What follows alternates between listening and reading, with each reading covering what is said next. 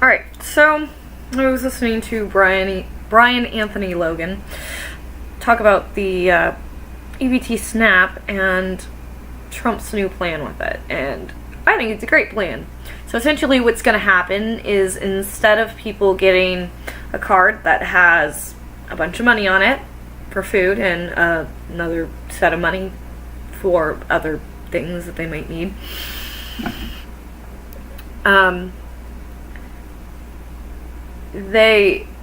instead of doing that, they're going to give out what they're calling harvest boxes, which I guess has like peanut butter and maybe bread and maybe like powdered milk or something like that. You know, non-perishable things, but stuff that is still nutritionally good for you. So canned vegetables, canned fruits, stuff like that. And I think it's a great idea. And so there's a lot of criticisms about this, but I don't have criticisms of this. I just think this is a great idea, and I don't understand where. I do understand where the criticisms is coming from. It's coming from the "we hate Trump" narrative. So anything that Trump does is negative, constantly negative. Okay, but it's not. They're like, it's taking away choice. It's not. I mean, yeah, it is, but that's a good thing. Trust me. Trust me. That is a good thing. And responsible people who are using EBT and SNAP and food stamps and all that stuff for the proper reasons, they're not going to give a crap that you give them a box of food instead of money. You know what they're going to be like? They're going to be like, hey, thanks for not letting me starve. I appreciate that. Or at least that's what they should be like. Because guess what? People like me who have a job, I pay for their food. You pay for their food. I don't appreciate having to pay for other people's food. And so if we're going to do this, and I don't think we need to leave the poor out in the cold. We don't need to leave them, you know, starving on the side of the street. I'm more than happy to have food banks and give out harvest boxes and provide shelter for these people. But at the same time, you can't just give them free reign over something that's just like money. You're just giving them money. And there's no responsibility attached to it. It's just go buy food. And the other part of it is the SNAP Cash, which is not the SNAP food, where you can literally just go buy anything at the grocery store. I don't know, I think I've even had people buy beer with it. It's crazy. So, first off, the harvest box idea prevents fraud. And I'm going to pause this for just 1 sec.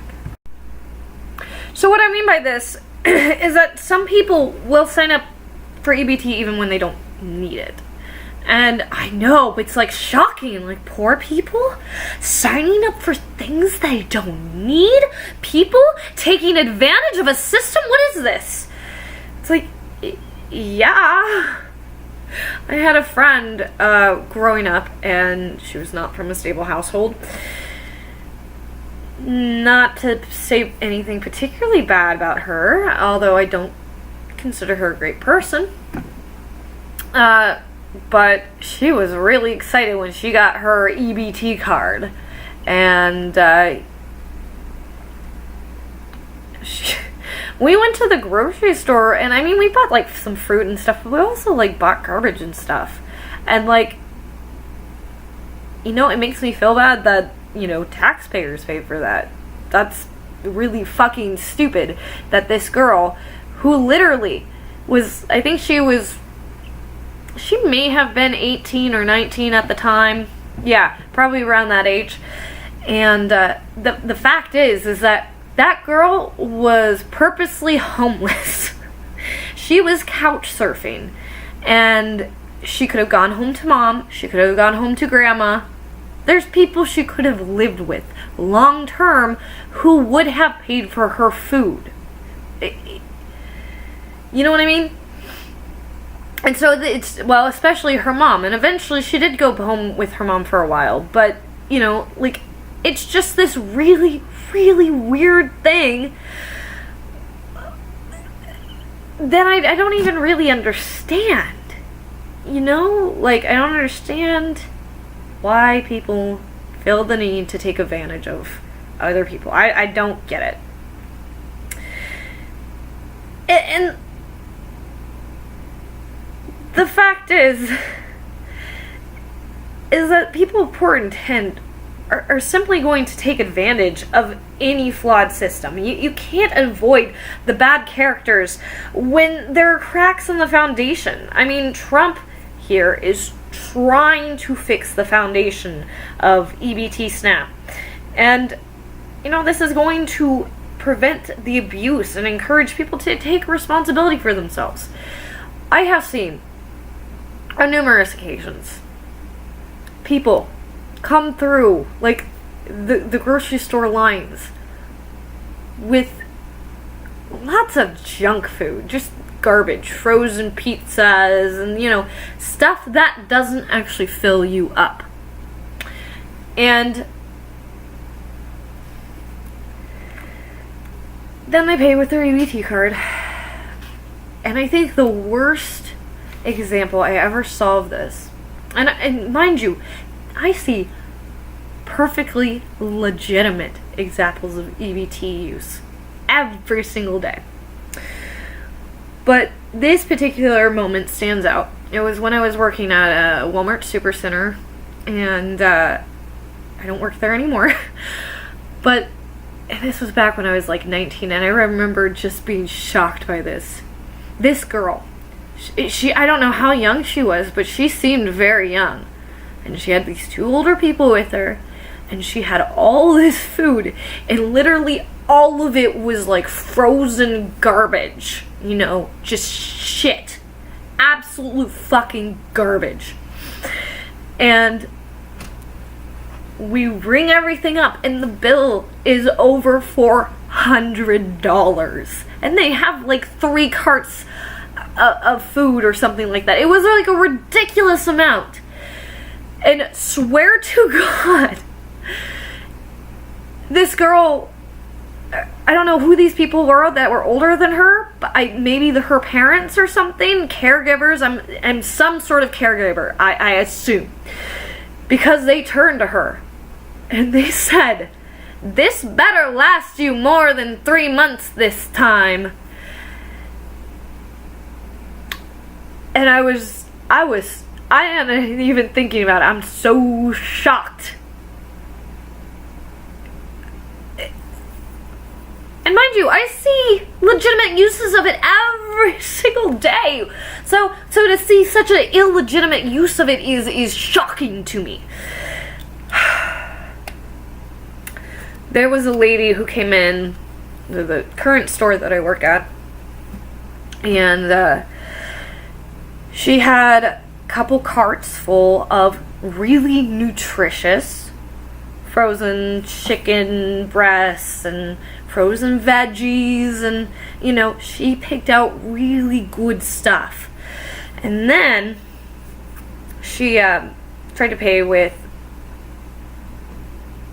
some EBT or something, and it took it, right? And it was like $400. And mind you, this woman was picking out really healthy stuff. Now, more background on this woman. She works for like a residential treatment sort of place for I think elderly people that are special needs people. And so when she comes into the store, she's not buying food for herself. She's taking responsibility for other people. I sat there talking to her for a second. She's like, "I don't care if I have to stand here for a while because the transaction destroyed itself essentially, and we didn't know what was going on." And so she was telling me that she made like $29 an hour, which is pretty good. I mean, that's pretty freaking good. And she's like, "Yeah, I'm standing here, I'm making $29 an hour. What do I care that, you know, we have to ring this all up again?" Except I should probably get out of here at some point. Yeah. And the thing is that in that situation, I have every respect for somebody who's using EBT or RIC. And you know, I have little ladies who come in, and I have, I know specifically there's one who's a widow, and she comes in and she'll buy fruits and veggies, and she'll buy, you know, whatever else, little healthy things that she needs to make herself dinner or whatever. And she pays with her EBT. And I have no problem with that, because she's a widow and she's on restricted means and she's old, and, you know, do you expect a 85-year-old woman to work? It's kind of rude. It's kind of cruel. And so I have no problem with the concept of EBT or SNAP. But, you know, there is a lot of fraud. There's a lot of misuse. I think that if you implemented these harvest boxes, which would be a lot more well-rounded in nutrition, at least you would be ensuring that the children in the household would have access to proper nutrition. This is also one step closer to ending the welfare state. For those of you who don't know, the welfare state is one of the causes of the destruction of the family unit, which is the destruction of our society. You know, if women don't need men to take care of them, there's no reason for a woman to devote herself to finding and maintaining a proper and good, stable relationship. If she can take care of herself without government assistance, or if the government makes it overly easy to take care of herself, she's not going to be encouraged to find a mate for life.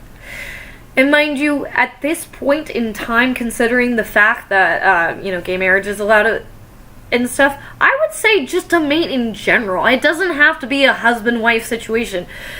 Even if it's a wife-wife situation, husband-husband situation, 2 incomes are still better than 1. Like, seriously, it's just the best kind of course of action to go down.